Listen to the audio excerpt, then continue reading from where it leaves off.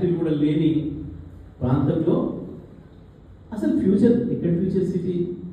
ఈయన ఫ్యూచర్ ఏందో ఆయనకే తెలియదు, రేపు ఉంటాడా ఇల్లు ఇక్కడ తెలియదు, ఆడ సిటీ లేదు. లేని ఫ్యూచర్ సిటీ నుంచి కట్టని అమరావతికి కూడా గ్రీన్ ఫీల్డ్ హైవే అంట, మళ్ళీ దాని పక్కన ఇంకో రైలు అంట. మరి ఒక దాంట్లో గురువు గారు, ఒక దాంట్లో శిష్యుడు ఎక్కుతాడా?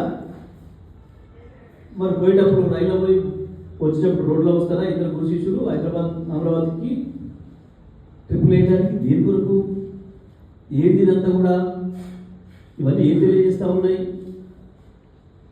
కేవలం రియల్ ఎస్టేట్ దందా కొరకు తను, తన ఆవేదారులు, తన బంధుమిత్రులు కొన్న వేలాది ఎకరాలకు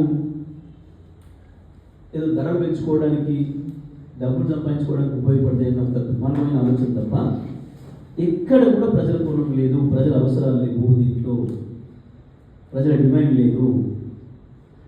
ఇవాళ హైదరాబాద్లో ఆనాడున్న ప్రభుత్వం కేసీఆర్ గారు, కేటీఆర్ గారు మున్సిపల్ శాఖ మంత్రిగా ఇది వేసిపోయిన రోడ్డు తప్ప ఎక్కడ తాకేటి మట్టి పోసింది లేదు.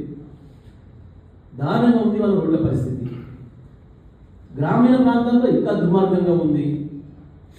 గతంలో 2014 ముందు మేము ఎక్కడ పోవాలన్నా తెలంగాణ రూరల్ ప్రాంతంలో 20 కిలోమీటర్లు ప్రయాణం చేయాలంటే గంట సమయం పట్టేది.